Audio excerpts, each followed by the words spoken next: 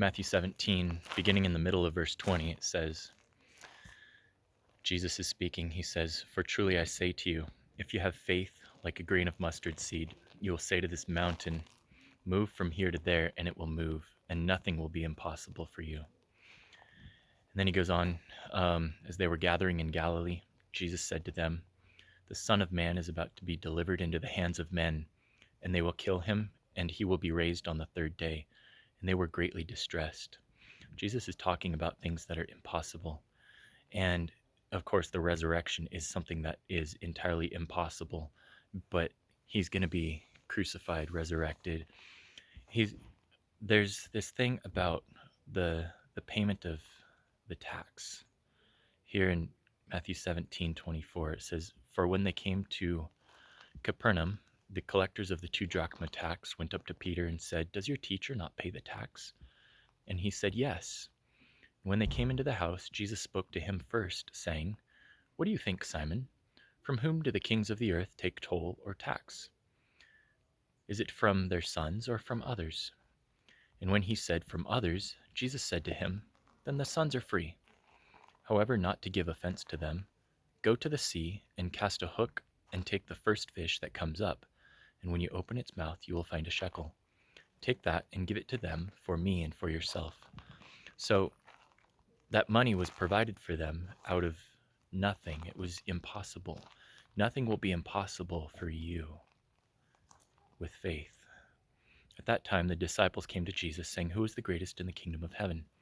And calling to him a child, he put him in the midst of them, and said, "Truly I say to you, unless you turn and become like children, you will never enter the kingdom of heaven. Whoever humbles himself like this child is the greatest in the kingdom of heaven. Whoever receives one such child in my name receives me, but whoever causes one of these little ones who believe in me to sin, it would be better for him to have a great millstone fastened around his neck and to be drowned in the depth of the sea." And this came to mind that, hey, there was this drowning in the depth of the sea for those who did not, who those who led others to sin. And I would guess that perhaps the previous chapter in Matthew 17, because this is Matthew 18, Matthew 17, there's something that's related to this Matthew 18 passage.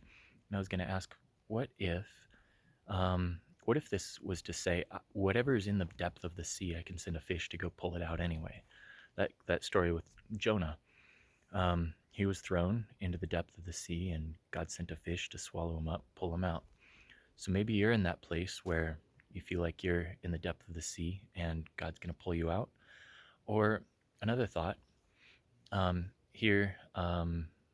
drowned in the depth of the sea, maybe someone was drowned in the depth of the sea, but God was still going to send a fish to go pull the money out of his pocket so that he could pay for someone's taxes so that someone else wouldn't be offended.